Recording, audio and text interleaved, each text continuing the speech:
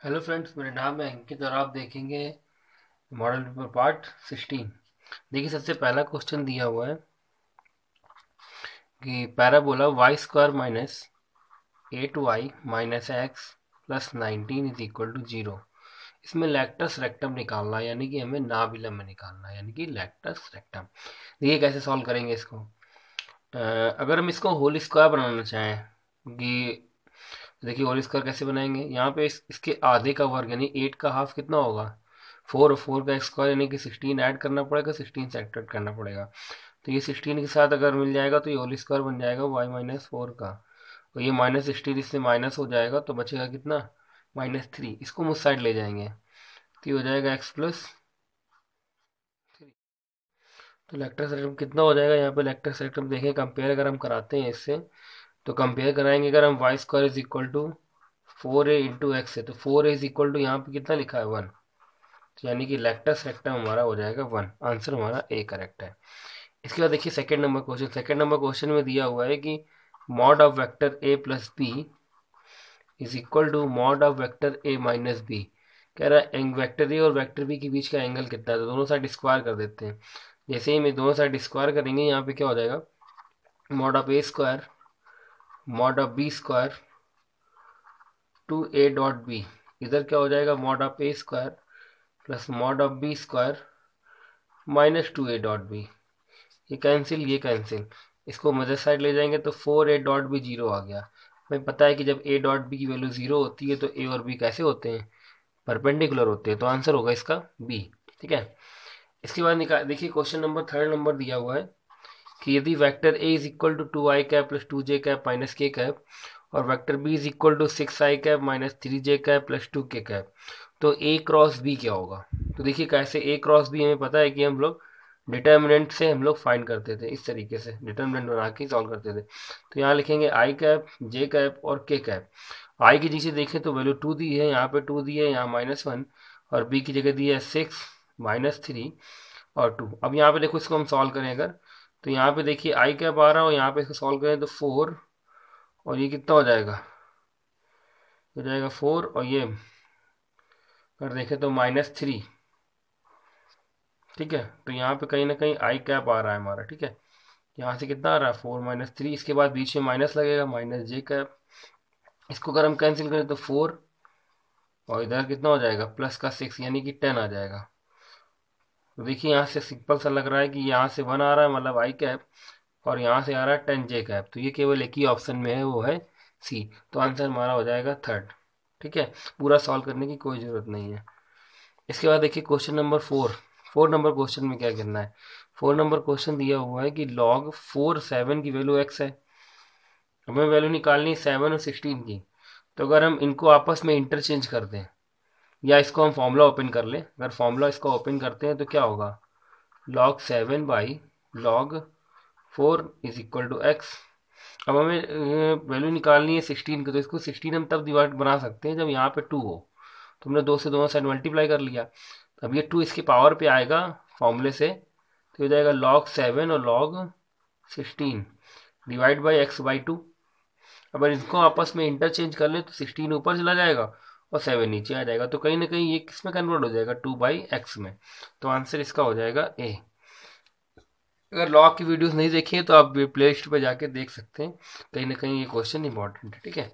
आगे देखते हैं क्वेश्चन नंबर 5।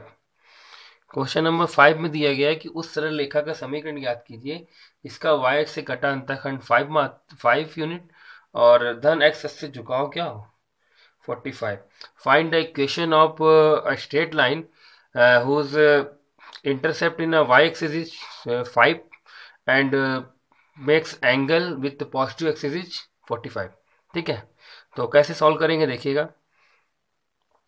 यहाँ पे अगर हम देखें तो एंगल हमारा क्योंकि दिया हुआ है 45, तो हमें पता है कि m इज इक्वल टू क्या होता था हमारा tan थीटा, और थीटा यहाँ पे हमारा जो इंक्लाइनेशन है वो 45 है। तो m की वैल्यू यानी कि जो हमारी स्लोप होगी वो कितनी हो जाएगी 1। अब इंटरसेप्ट इक्वेशन क्या होती थी y is equal to M X plus C. यहाँ पे ये जो c होता था ये y पे इंटरसेप्ट होता था, यानी y एक्सिस पे जो इंटरसेप्ट होता था वो कितना होता था c। ये एंगल हमारा थीटा होता था, जो कि हमें कितना दिया है 45। तो यहाँ से m निकल आई हमारी। अब यहाँ पे इक्वेशन में वैल्यू पुट करनी है, m की वैल्यू x है यानी 1 है तो x हो जाएगा, और c की वैल्यू दी हुई है 5। तो इक्वेशन हमारी इजिली हो जाएगी y is equal to X plus 5। तो आंसर हमारा सी सही है।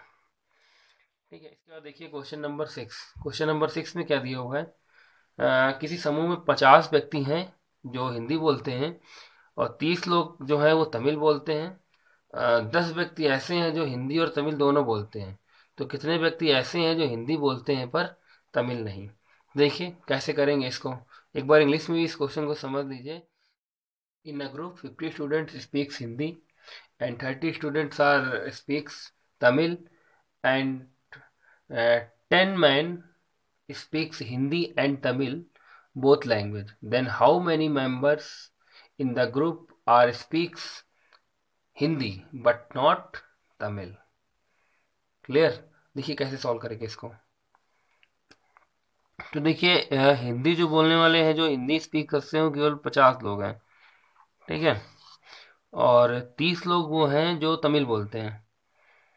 ठीक, अब इनको बाहर रखते हैं क्योंकि हमें कंफर्म नहीं है कि कुछ भी ऐसा भी हो सकता है, कुछ कॉमन हो, इनको बाहर कर सकते हैं। ठीक है, तमिल वाले ये हो गए। 10 लोग जो हैं अभी वो बीच वाले हो गए। अब देखिए यहाँ पे अगर इसको देखें तो ये 40 हो जाएंगे क्योंकि 10 पहले से इंक्लूड है, और यहाँ पे देखें तो ये 30 होगा, तो ये 10 पहले से इंक्लूड है तो 20 बचे। अब अगर हम यहाँ पे देखें तो हमसे क्वेश्चन पूछा गया है कि how many members in the group who speaks Hindi but not Tamil, तो आंसर हमारा क्या हो जाएगा 40। क्लियर। अगर आपसे ये पूछा जाता है कितने लोग हिंदी बोलते हैं, how many person speaks Hindi, तो हम आंसर लगाते 50 जो कि पहले से ही दिया है। लेकिन इसने पूछा है कि हिंदी बोलते हैं बट तमिल नहीं, तो आंसर हो जाएगा 40। क्लियर। नेक्स्ट क्वेश्चन देखिए। नेक्स्ट क्वेश्चन दिया हुआ है 0 to limit X tends to pi by 2 E की power cos X minus 1 divide by cos X, इसकी वैल्यू फाइंड आउट करनी है। तो देखिए क्वेश्चन एक लिमिट में हमने प्रॉपर्टी आपको बताई थी प्रीवियस जो हमारे वीडियोस आए उसमें, कि लिमिट एक्स टेंड्स टू 0 दिया हो और यहाँ पे लिखा हो ई की power x minus 1 by x, इसकी वैल्यू होती है 1।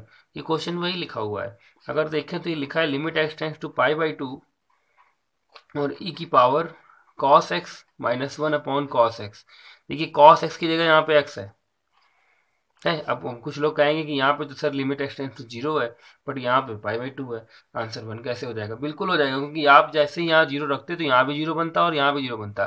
बिल्कुल उसी तरीके से जैसे आप पाई बाई 2 यहाँ रखेंगे तो यहाँ पे भी 0 होगा और यहाँ पे भी 0 होगा, इसलिए आंसर इसका भी वही होगा जो ऊपर वाले का था, यानी कि 1। तो आंसर हमारा ए करेक्ट हो जाएगा। इसके बाद देखिए क्वेश्चन नंबर 8 में क्या दिया हुआ है। क्वेश्चन नंबर 8 में बोला गया कि A B C are in AP, मतलब ए बी सी जो नंबर्स हैं ये एपी में है।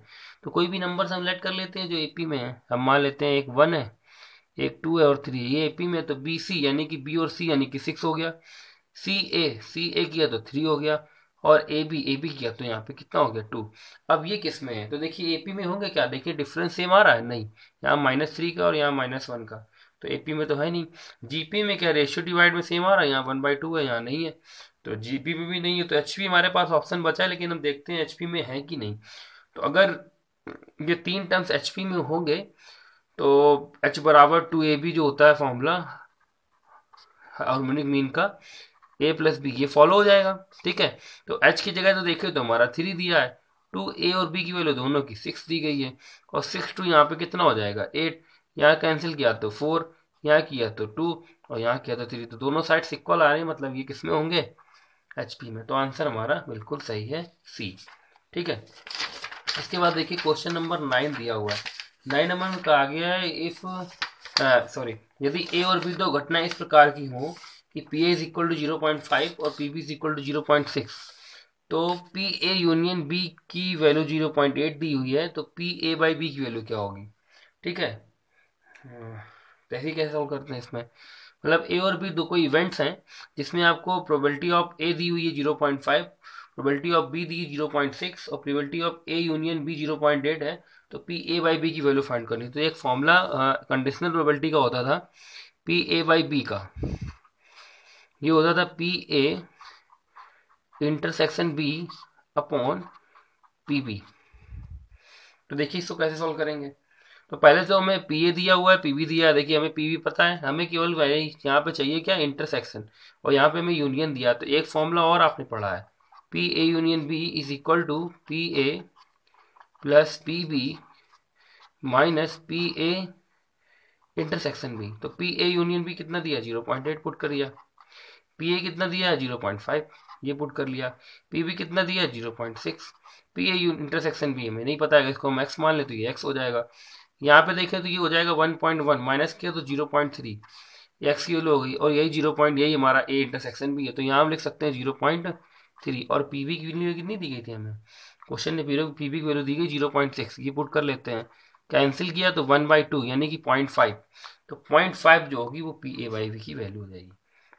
ठीक है, तो ये क्वेश्चन हमारा था 9th।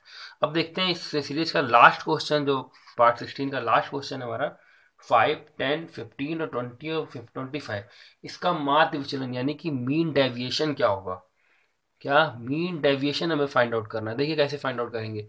मीन डेविएशन का पहले भी हमने फॉर्मूला आपको बताया है एमडी का, sigma X I minus X bar divide by N.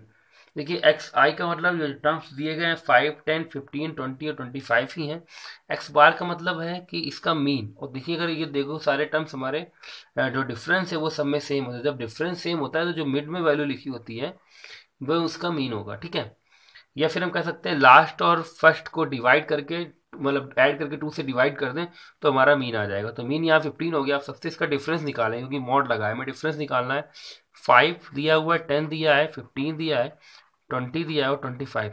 अब 15 का अगर हम 5 से डिफरेंस निकालें तो 10, 15 से इसका निकालें तो 5, यहाँ निकालें तो 0, यहाँ पे देखें तो आएगा 5, और यहाँ पे कितना आ जाएगा 15 का डिफरेंस 10। तो 10, 5, 15 और 15 30 हो गया। तो 30 और ओवरऑल टर्म्स कितने थे, क्योंकि देखिए टोटल टर्म्स n से डिवाइड हो रहे हैं, ऐड करने के बाद सिग्मा लगा हुआ है। तो टोटल सम से 5 से डिवाइड किया तो आंसर क्या हो गया 6। तो इसका आंसर हो जाएगा 6। तो ये हमारी वीडियो का था 16वां पार्ट। अगर आपने अभी मेरे चैनल को सब्सक्राइब नहीं किया तो प्लीज़ सब्सक्राइब करें, लाइक करें और शेयर करें। बाकी मिलते हैं अपने नेक्स्ट वीडियो में।